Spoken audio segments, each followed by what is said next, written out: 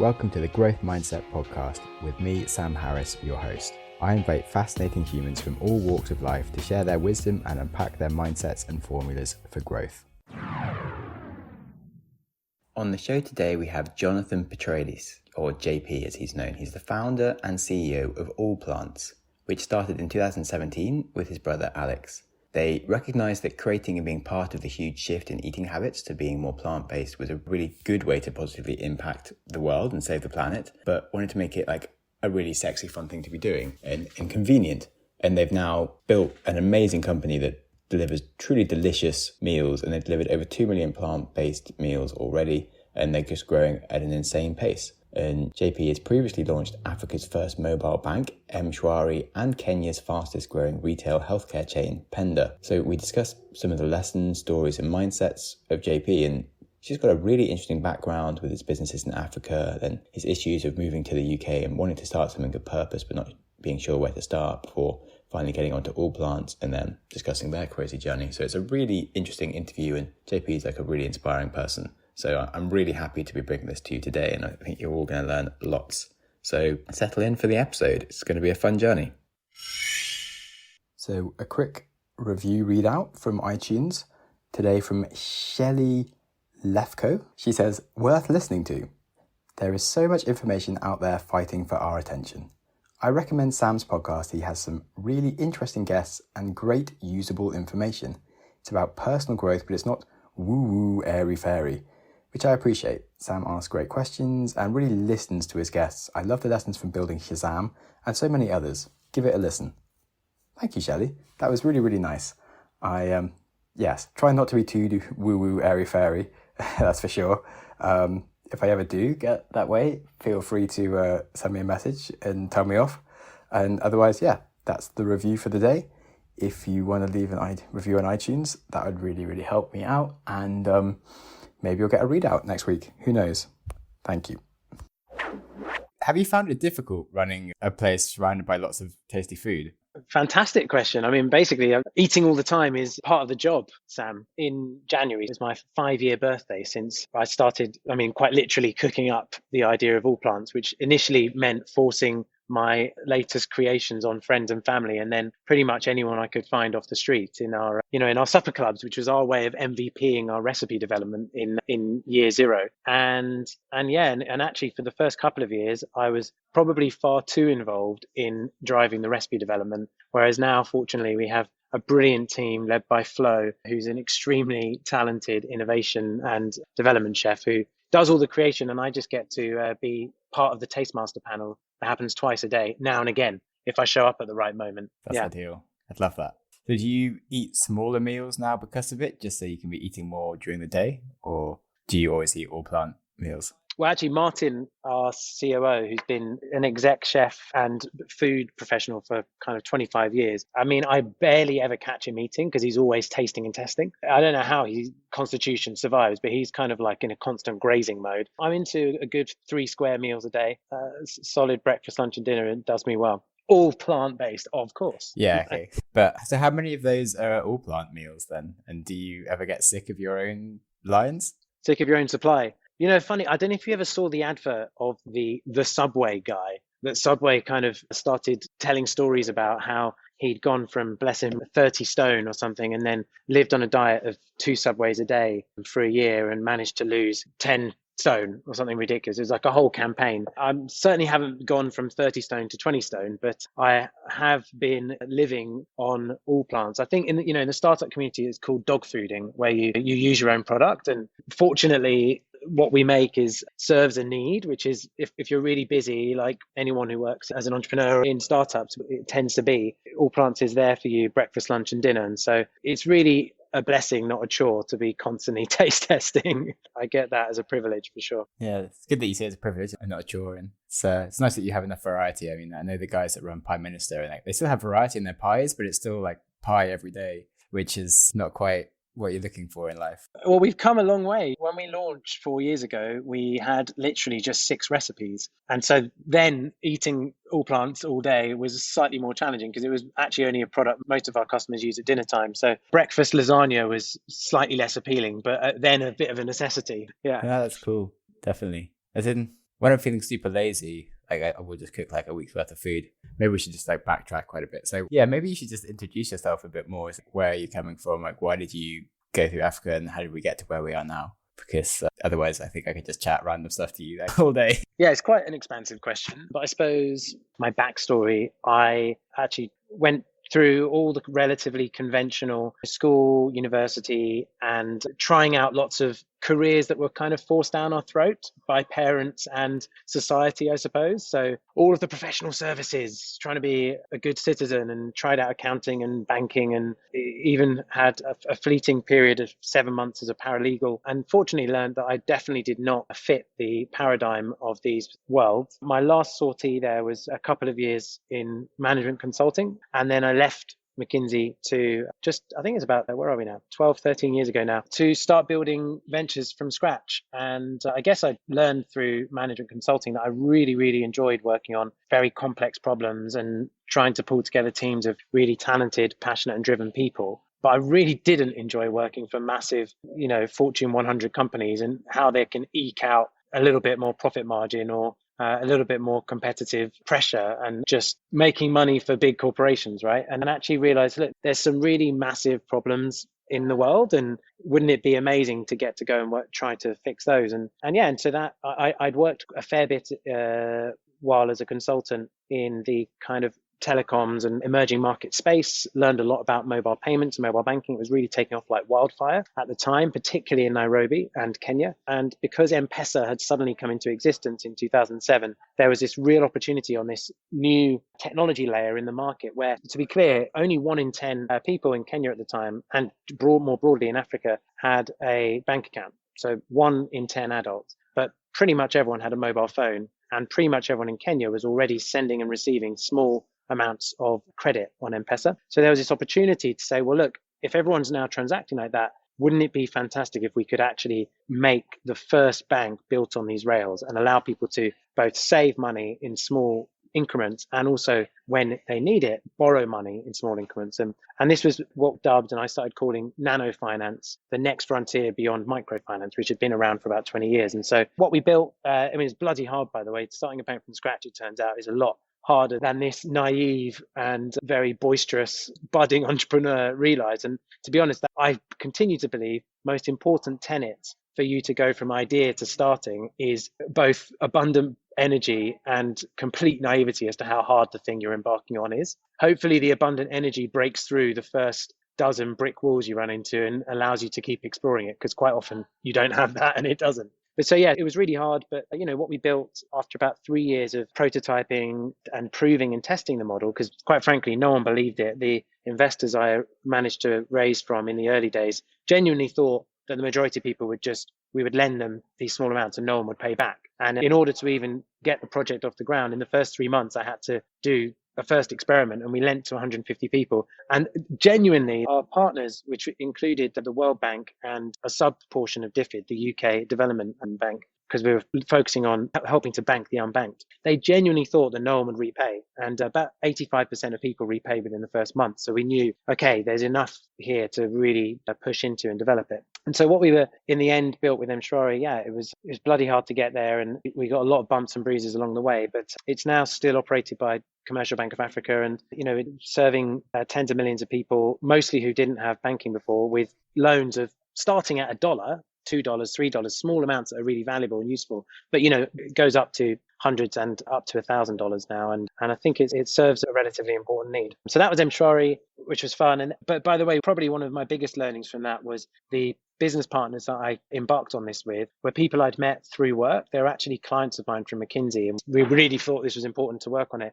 but I didn't really know them, didn't have a previous relationship, and that co-founding relationship in fact imploded a few years in when it got really hard, and that it was very difficult to keep the venture alive. And in the end, I managed to convince a bank I'd been trying to partner with that we could rebuild it within them. So it's a very unusual and challenging journey, but I certainly learned that you need to really work with people as your co-founders who you've got very very good trust in, and who ideally you've previously worked with, or you've got a deep relationship with. It makes a massive difference. And then I'm going to keep going because you said give me the background and how we got to All Plants. So then after that, while we were still growing Mshori, I started helping a couple of friends with this crazy idea they had to try to democratize access to high quality, affordable healthcare for the family. Again, focused on the kind of low income mass market in Kenya and to take it beyond. That on Valentine's Day just passed, we had our 9-year birthday since we opened the first clinic. Yeah, and that's kind of propelled and grown really well ever since. It was extremely difficult first 2 or 3 years because we didn't have a clue what we were doing. Between Stephanie, Nick, and I,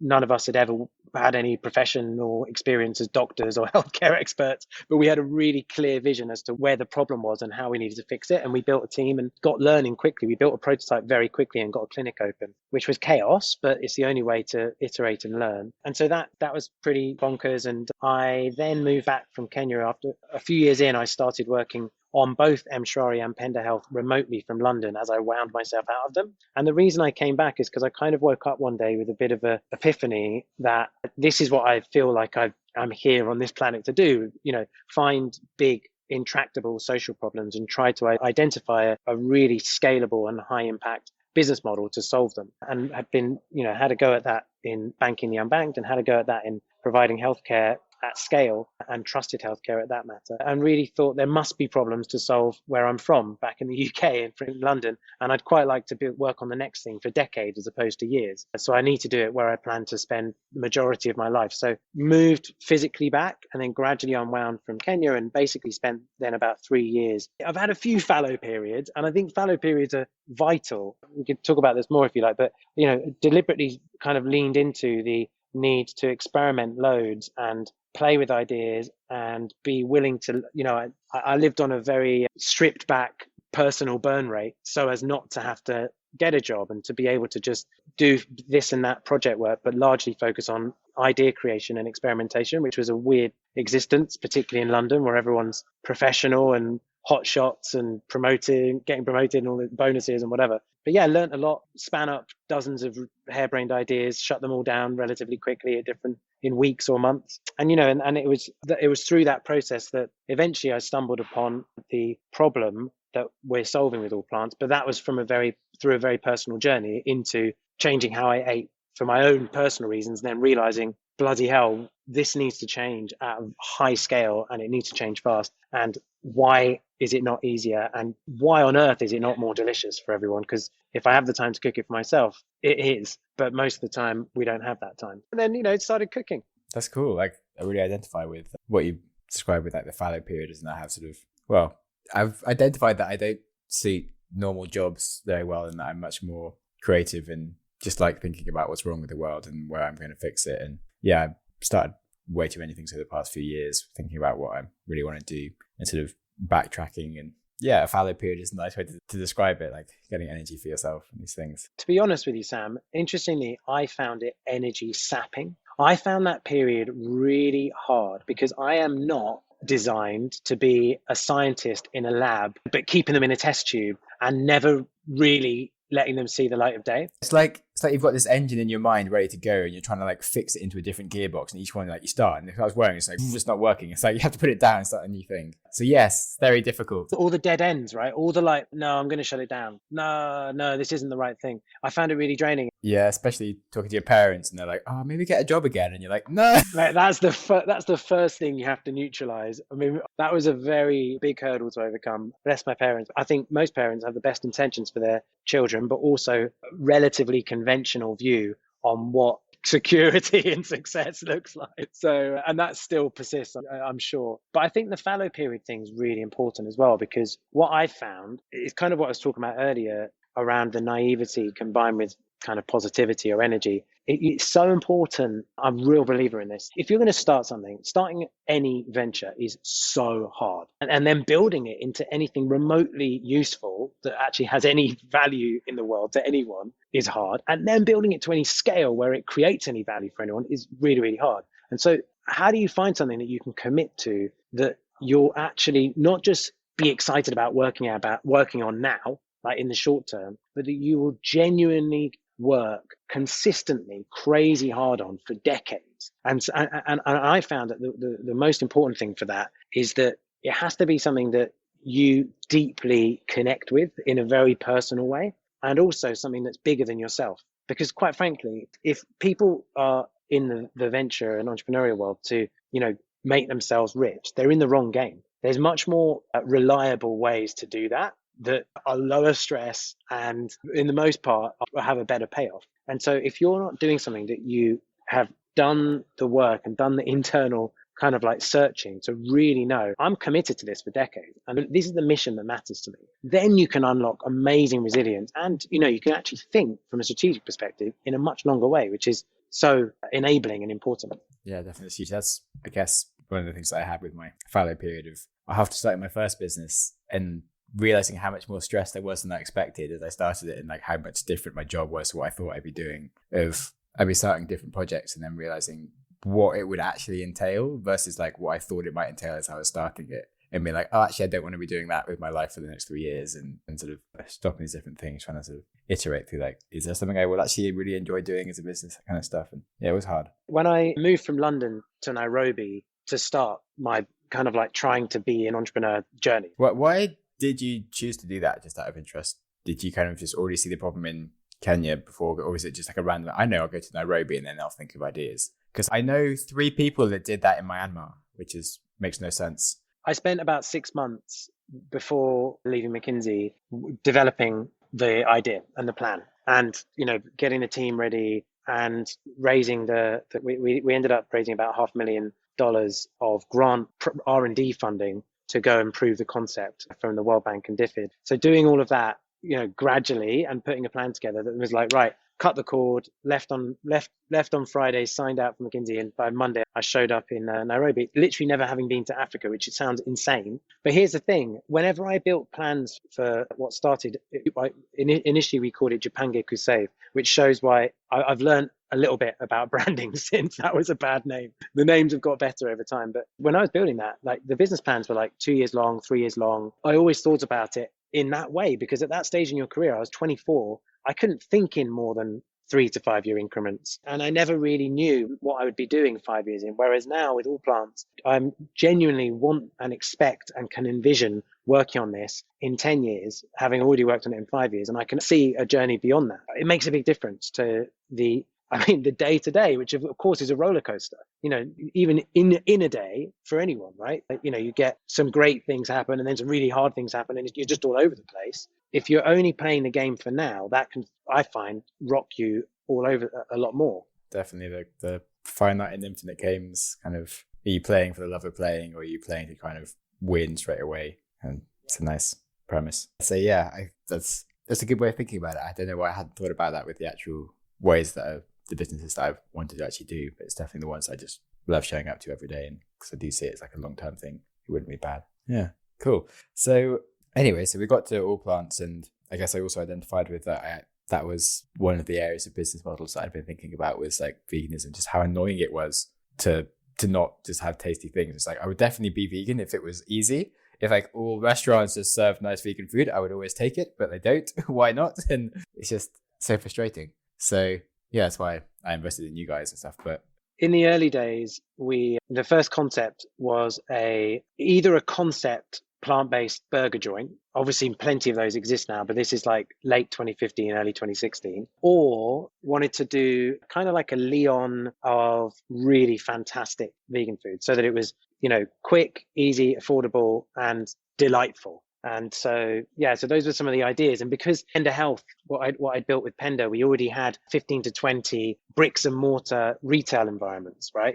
It's healthcare, but primary health, and I learned a lot about how to build that at speed. I was like, yeah, that's easy. That's what we're going to do to really galvanize and ignite change in people's appetites. My gosh, it's different in London. I'm glad it is, because as soon as I started looking at properties in Shoreditch and Clerkenwell, and I was like, this is going to require enormous amounts of capital to even open one site. And then we wouldn't have sold a thing. Immediately started thinking, hang on a sec, that direct to customer model that I've been looking at for other crazy harebrained ideas, and that I've seen, Glossier and Warby Parker, Dollar Shave Club turn into massive platforms and movements, that could work. And so started getting pretty excited pretty quickly about how we could bring that together and make it easy to eat more plants without having to compromise and be this supposed monk who can abstain from pleasure and convenience. Most of us aren't that. That's why veganism 1.0 had been stuck at 1% of the population, because they've got the fortitude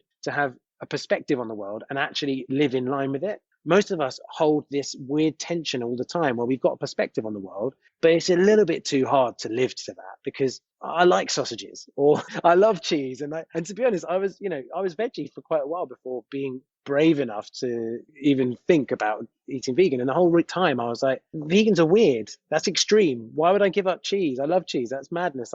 So there's so many paradigms we need to fix, and it's all about innovation. And that's what's really exciting, because all of those flavors, all of those experiences, all of that cultural pleasure that we get from sitting down and enjoying a meal with our family and friends, you can have it and more with plants, because you can have it and then it's also better for you and better for the planet. What's not to like? So it's just all about using food, as we do at least, as a vehicle to land that message. And I guess one of the things I realized was that it doesn't matter with the most people how many documentaries you show and how convincing or prestigious the doctors or athletes, whether it's Djokovic or Serena Williams or Lewis Hamilton, are, who are saying this is really great for me and my body and for the planet. It doesn't matter, because unless you make it way easier and way more delicious, forget it. That's how we choose. That's how we decide about food. The model for human behavior, a behavior is based on motivation to do the thing and the ease of doing it. And so like you can put as much motivation into it, but it's never going to work if it's not easy, kind of thing, or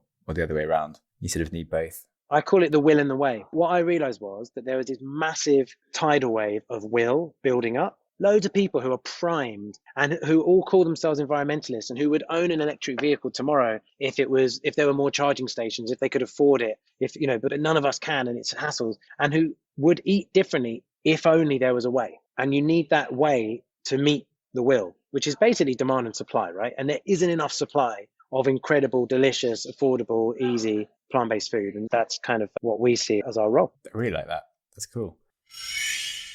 And now a quick break to talk about the benefits of CBD. For those of you who aren't familiar with CBD, it's the part of the cannabis plant that doesn't get you high, which might not be what you're after, but for me, it's great. And for centuries, it's been used as a completely safe and natural way to manage stress, help you sleep better, and improve focus and treat inflammation. Recently, I've become obsessed with canibrands.com. That's CANIBRANDS. Their CBD products are rigorously lab tested, endorsed by pro athletes, and just benefit your overall health and wellness. The majority of people who try Canibrands products say that they're able to eliminate or cut down many of their other supplements and over-the-counter medications. For me, their Canny Sleep product worked amazing to help me fall asleep and just wake up feeling energized. I also love their Canny Fresh oral spray, which helps me be so much more productive during the day. So just visit canibrands.com and use the discount code GMP25 for 25% off the cost of your product. That's CANIBRANDS.com. And the discount code is GMP25. The GMP stands for Growth Mindset Podcast. And yeah, get trying it today if you want to see the benefits of CBD. Okay, so you worked out that's what you wanted to fix. And then how did you then get a kitchen, get customers? Was it sort of you just did it in your own kitchen and just did it to like family and friends for like a few months, like funding? So the early days, they were a lot of fun. They were pretty loose and rapid. First 6 months, genuinely, I was full time in the kitchen 2 or 3 days a week. We were running supper clubs every Tuesday night at a cafe around the corner. The kitchen, we moved out of my home kitchen because I was living in a very small 1-bed flat, driving my wife mad. So we were renting from this amazing charity who we still support, called Made in Hackney, whose whole raison d'etre is to help families across Tower Hamlets and Hackney to cook from scratch, low-cost plant-based meals. Sarah Bentley, she's fantastic. So we were in there, we were cooking 2-3 days a week and trying to invent the 6 dishes that we felt were good enough to launch with through the supper clubs. It was a lot of fun. It was chaotic and a lot of fun. But meanwhile, we were also trying to work out how can we cook for anyone anywhere in the UK? And how can we do that without having to have kitchens from Edinburgh to Hull to Cornwall, right? I mean, how do we do that from one amazing kitchen where all our chefs can cook for everyone? And so solving the challenge of getting freshly cooked food to a doorstep anywhere was a lot of fun. And that was a lot of research and testing and getting all sorts of insulation materials and coolants and trying to make sure that they were all positive for the planet and not using polystyrene, not using high carbon footprint couriers, etc. And got ourselves to a point where we'd solved that. And we then, from starting cooking in March, we then got the prototype live in late September. And we wanted to prove, first of all, anyone would find us and buy us. And of course, our first, 50 sales were friends and family. But the next 100 were people who randomly found us through literally us just posting on our Facebook and it being reshared, which back in the day used to really drive virality. And immediately around 10% within the first couple of months rebought.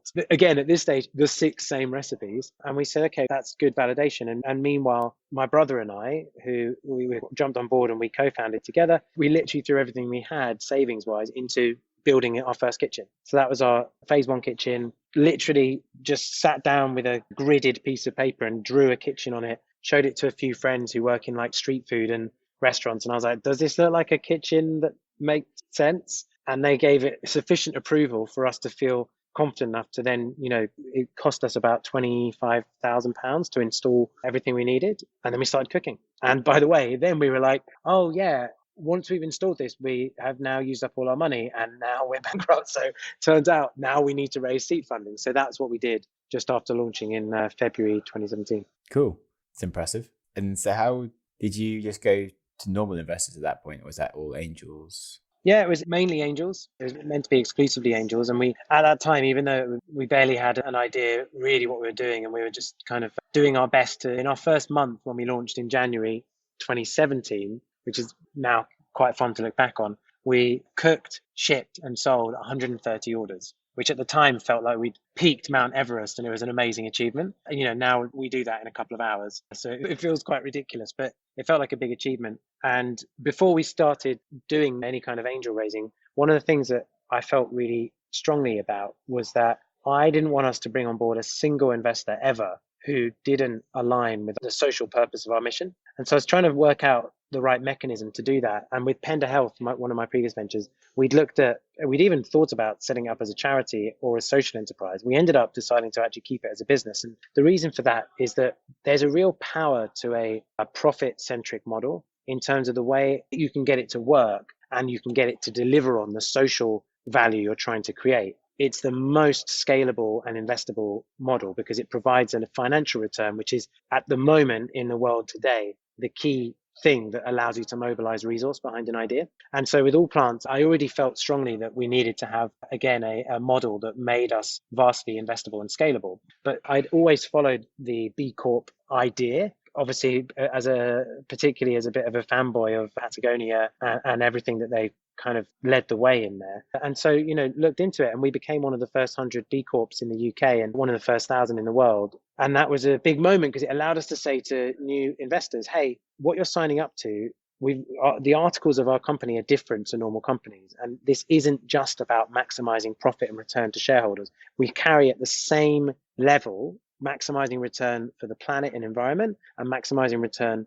for the community and for people. And so, so that was really important to us. It meant that, a bunch of previous mentors and colleagues who I was talking to, some of them were very challenged me on that. They say, I don't think it's a good idea. I'm not sure you can build a business like this. It sounds a bit hippie. And it meant that we filtered those people out, which actually was really helpful because it ensured we were all really well aligned. So that was a really important thing for us with our angel round. And we ended up with about 20 people coming on board. And then one of those people, who's called Antoine, who's now been working with together for about 4.5 years, is actually a partner at a fantastic fund focused on the creative class and kind of consumer world called Felix Capital. And so Antoine kind of spent a lot of time explaining why Felix Capital really believed in B Corp, had a strong thesis about the future being plant-based. And so we were really excited to actually say, okay, instead of Antoine investing personally, Felix came on board and have been a great supporter ever since. That's cool.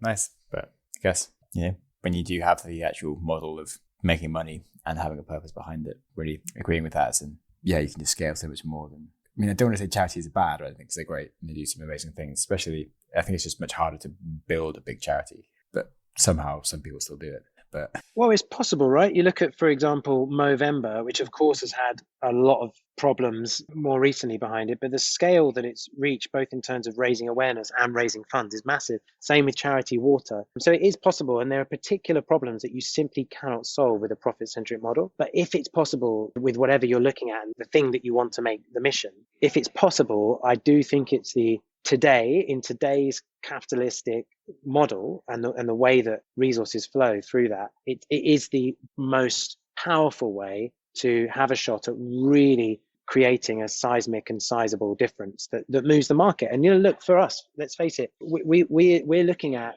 the entire global food and agricultural system, and what we want to see happen over the next decade, maybe slightly longer, is for that to completely shift to a significantly more plants, if not all plants, food and agricultural system. It's what our planet needs. And so whatever we can do to ensure that we're able to scale into that as fast as possible, then those are the decisions we try to make. So do you think you're going to be branching out across Europe soon? And what is your 10-year vision? In our 10-year vision, there's, of course, international. And over the last year or so, we've been taking a really close look at Europe, North America and beyond. And the really exciting thing is that what we're focused on, which is actually less the vegan market and more what I call the plant curious market, or, flexitarian. People have lots of names for it. It's like the part-time veggie thing. Maybe it's 1 or 2 meals a week. Great. That's who our people are. And that's who we're here to serve and help. And that actually represents more than 65-70% of our customer base. And that is really taking hold across Europe, across North America, and significantly beyond as well. And so that's really exciting, because those new to try plant-based people and families and households that we're particularly useful for, because you're like, well, what on earth do I eat? And that's what we're able to help with. So yeah, international is really exciting for us. And we think that it's going to be a really, really big opportunity to mobilize and bring plants into the mainstream beyond the UK. Yeah, that's going to be awesome. What would you say has been, from the point where we got to as in raising your seed, since then, what's been the most difficult thing that you've had to deal with? Probably the most challenging phase for a lot of startups, and it certainly was for us, was after the seed. Honestly, everyone who was on our team then, many of whom are still on the team now, absolute warriors, because after raising a small seed amount, we were still so bootstrapped and basically operating off fumes. And with a very small amount of resource we had, we made an incredible growth and kind of learnings and fantastic food happen over the next 18 months. That was great. And it allowed us to do what we needed to do to prove that we've got what it takes to go all the way, and to show the potential that our brand and our product and our team and our business had, to then attract a new round of financing that would allow us to go on to the next phase. That was all really difficult. But then what followed was, having run on fumes for such a long time, we basically had to go through a period of, a good 6 to 12 months of completely building the team afresh from scratch. And so that phase of hiring was really tough. And of course, we're very impatient. I wanted to keep growing at full rate and full speed, but actually it was a really important phase where we had to kind of pay down, kind of like people talk about building up tech debt, and then you get so much tech debt that you have to pay it down. We had organizational debt. We also had operational debt as well, because at that kitchen I spoke about building, we'd extended it, knocked through walls, extended over corridors, and added on, you could call it like favela extensions. We had like different units all over the place in Seven Sisters, around 14 of them within about a square 500 meters. But that was how we coped with the growth, while having to just in a modular way add things. And so the operational debt was really important as well. It took us then from closing the A about 15, 16 months to both find the site, get the site, design what we were going to do, and then build what, as you said earlier, now we're set up with the space as we're Europe's largest dedicated plant-based kitchen. That's amazing. But the journey to get here was flipping hard. And it certainly doesn't make it easy now, but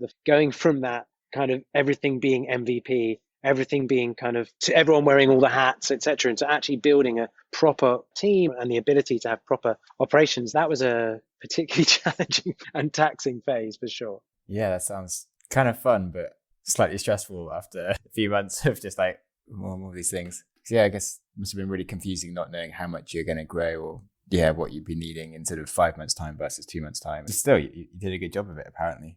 Were there any major mistakes you made of like getting a unit that actually you didn't need, or was like the wrong thing? Oh man, so many mistakes. For example, so we used to pick and pack every single box. So we cooked everything, finished product was ready to go, and then we ran our own packing lines and put the nice handwritten cards in, and off the parcels went every day. DPD came and off they went. And then you run out of space very quickly with an operation like that. So we moved from the corridor where we were doing it, myself, Ellie, Ferdy and team. We asked the landlord, please, like, what space do you have? And what they had was this yard of a blown out building where the roof didn't really exist. But they said, no, we can just build a roof underneath. So they put in like this MDF roof. We moved, we just like, yeah, we desperately need the space. We moved in there, put a load of freezers in there and everything we needed, and just started packing. And that space was probably our least fit for purpose. It served a need for a period. It also turned into our All Plants workout center. It was where we did our yoga sessions. And one of our team, Ramos,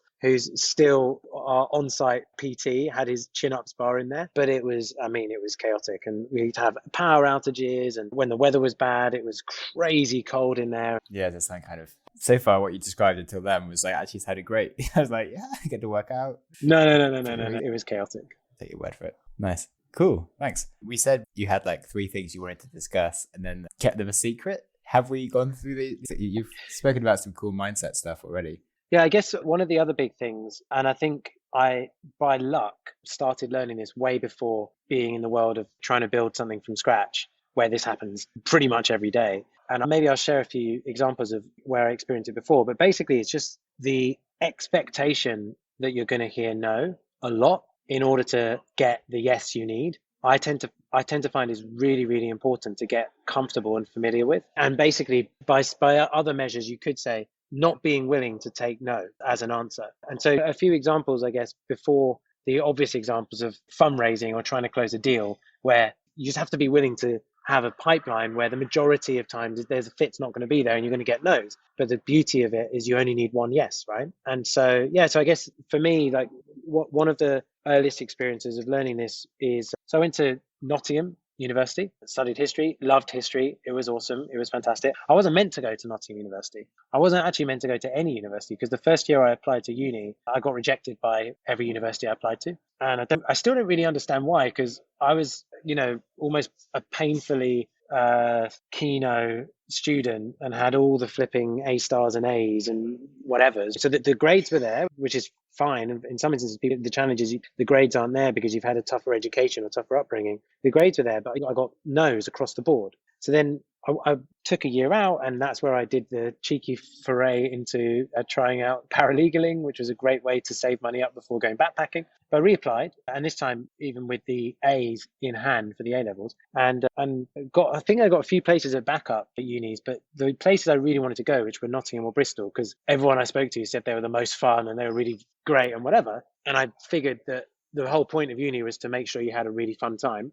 which I still definitely think is a key factor. They both said no, offhand, like straight away. And so it's not normal when you get your UCAS come back saying no to then ask people why. But I then just decided that it didn't make sense. And so I spent about 3 months bombarding the admissions departments of both those unis with phone calls, letters, emails, etc. Just being like, can you tell me, like, what should I have done? Can you tell me what I need to do? Would you reconsider, etc. And by the way, it all fell on deaf ears. Didn't get any response. And then by complete luck, I was visiting a friend at Nottingham one weekend and, almost excruciatingly experiencing just how fun this place would have been if I got to go. And my friend, I obviously woke up one morning, definitely hungover because I was being exposed to this uni thing, which is very extreme compared to your normal life. And he said, listen, why don't you just go to the history department and see what happens? Like, you never know. Just go. I'm so glad. This is an old friend, guy called Nick Altman, which I must send another message to tell him how much I appreciate him giving me this nudge, because it genuinely changed my way of thinking thereafter. So he said, go and see what happens. So I go down. Honestly, I'm so hungover. I don't have a clue what really I'm doing. I show up to the history department. I ask for this guy called Dr. Ross Balzaretti, and I get directed to his door. On his door even, it said that he only had 2 hours of available time a week when you can knock on his door. And so it wasn't in those hours, right? And this is what happens at uni. You're not supposed to knock on. I knocked on the door. Says the voice inside says, "Come in." So I open the door. I go in. I say, "Hi, I'm Jonathan Petrides. I've been emailing you and I sent you a letter about my admissions." And honestly, suddenly, having looked normal, he went, completely cold and was like, I can't talk to you about that right now. That's not something we can review. You'll have to arrange an appointment. And then I was like, I'm so sorry. I didn't mean to interrupt. I just wanted to put a face to the name and, come and let you know that I would really love, da, da, da. And I left the room and I was like, well, I've completely blown it now. There's absolutely no chance. And I thought I was completely screwed. Got back to work on the Monday and I had an email Monday afternoon saying, we reviewed your application and we'd like to offer you a flipping place, which was fantastic. And I was really excited. It was great. And I guess for me, the learning from that was no is never no. There's always a way to convert no to a yes. As ludicrous as it sounds, that I deeply believe that. And I think bringing that mind, it can be quite an annoying mindset, by the way, to work with me, because that's what I think. So I really think we can always push that, but it really makes a difference. And you can, and by the way, it makes a difference with fundraising, with, closing deals, with hiring people, all sorts of things where you're like, by the way, look, I tell you, in the journey, not just with All Plants, but with other ventures as well, the amount of times I've had really important members of staff say, I'm done. Like, this is it. I can't do it anymore. I'm exhausted and it's really like, are we sure? Like, what can we do? And like work with them through it, as opposed to saying, okay, and just assuming that there's no way to work on a problem. I don't know. For me, I feel like it makes a big difference. And if I hadn't got lucky with that, who knows if I would have believed in it so much. But as a result, I really do. Yeah.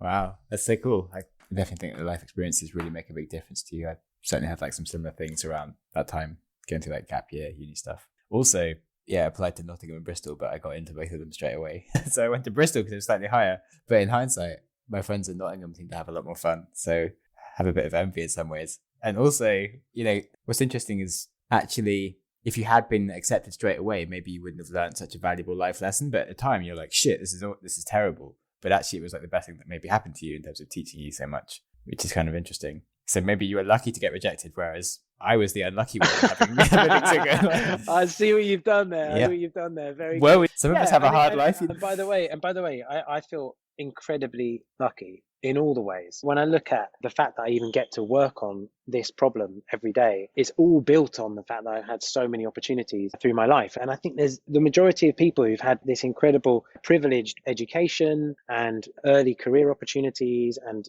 family that you can count on and is amazing. Wow, that's amazing. And so, why shouldn't more people with all of that in hand be seeing what they can do and taking as much risk as they can find to try and actually give something back and do something valuable in the world? And by the way, and it gives back to you as well, because it's an amazing privilege. And so it feels great, and it's it really bonds a team as well and a culture to be able to work on something that feels bigger than you and worth doing. Yeah, definitely. Yeah, the more interesting the mission is, like, it's so much easier to stay enthusiastic and to have people kind of align behind it. So it's definitely something I'm trying to work on, like explaining missions better and picking the big challenges, because that's kind of the point of life, I guess. Okay, so a few final questions, if it's okay. What's something you think about a lot but don't speak about often? Yeah, it's interesting. Right now, what really fits into that is I'm spending a lot of time thinking a long way down the line for All Plants, and really trying to work out how do we make sure that we really are on track to achieve our mission and build a vision that makes sense. And so thinking 2 years, 5 years, 10 years ahead. And it's actually something that's quite distracting to bring back into the team all the time and start saying, oh, think about this, think about that. So I actually it's important to spend a lot of time thinking about it, but also it's important to kind of not spend all my time talking about it. So that's a dichotomy that at the moment I'm trying and hold in the right way, if that makes sense. Yeah, definitely. Makes sense. Cool. What are you reading currently? Right now, I am reading a novel called Ready Player 2, which, if you haven't read Ready Player 1, I highly recommend Ready Player 1. And since I read about a year and a half ago the book called Sleep by, I think, is he your namesake? I think the author of that is also called Sam Harris. No, he's done Waking Up. Do you mean that one? Waking Up, that's what I mean. Yes. No, not Waking Up. There's a book called Why We Sleep. Yeah. I've literally just finished that, but that's by Matthew Walker. Yeah, Matthew Walker, that's it. My sleep has got so much better the last 2 weeks. I'm like, oh my God, I'm going to bed early tonight and I don't care. Yeah, because you become so aware and you value sleep suddenly. I love the way that he puts forward this, like, imagine there was this miracle cure to all of the lifestyle problems and all of the diseases, and it's called sleep. You don't even need to bottle it up. So having read that, one of my key things is reading fiction before bed, as it's my like wind down and make sure that the brain cogs like dissipate and relax, and that thinking about silly futuristic, in this instance fun futuristic crazy worlds in like Ready Player 2, yeah, pretty much picks up straight from the end of Ready Player 1. It's fun, it's light relief, I recommend it. Cool, thanks. What would you say is your life's mantra? Good question. I'm relatively obsessed with the mission that we are building All Plants for, and I guess that probably dictates how I spend a lot of my time. So our constant effort to inspire the world to eat more plants is like a high level obsession, and then perhaps undercurrent within that is, I don't know, I think it's quite hard to summarize your own outlook on life into mantras off the bat. But yeah, I guess just trying to always not take yourself too seriously and actually enjoy every day and every moment, which I think particularly in lockdown 3 where we are right now, it's heightened in both difficulty to do that, but importance, because with the mundanity and repetitiveness of things, you really have to actually actively think to recognize at the end of every day, oh yeah, that was actually a good thing that happened. Or oh yeah, that was fun when I went out for a little jog earlier and saw my friend who was walking their dog. Just the smallest of things I feel is quite important.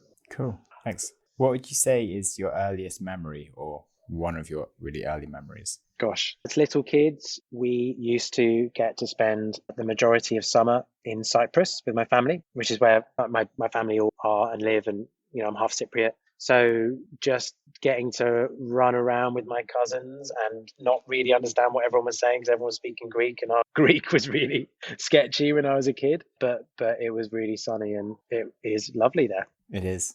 I used to go there a lot as a kid as well. Too many similarities. I don't like this. I actually, one of my things was starting a vegan business. Like I said, I actually put a bunch of plans into like a concept I called veganators. I was going to go down more like sort of like my protein for vegans initially, and then sort of branch out into more like maybe sort of like a healthy version of McDonald's that was vegan based or something like fast food.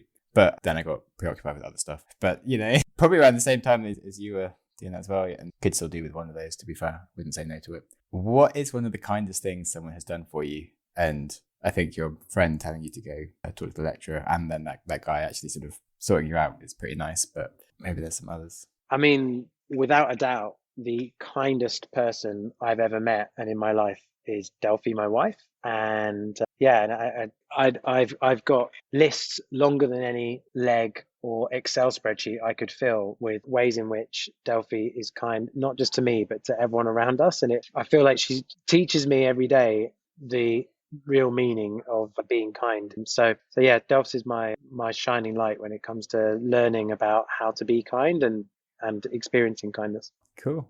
That's lovely. I'm very happy for you having such a kind wife. / mildly jealous. Same as my issue with not having a Bristol and Nottingham reject me. Probably worse, but I'll get through these things. So those were my... Sorry to be cheesy, but if you're going to ask me about kindness, Delphi is just an absolute G at that, for sure, and many other things. Maybe should have her to come on the show to talk about kindness. Could be fun. It's been really great, and I think this project is really cool, kind of trying to chronicle and learn about growth mindset. I think it's such an important part of all of us helping ourselves to find new heights and do things we didn't even think we were capable of doing. So really fun to be a part of, and thanks for inviting me on. Oh, my pleasure. You were brilliant. Thanks so much for coming and making the time.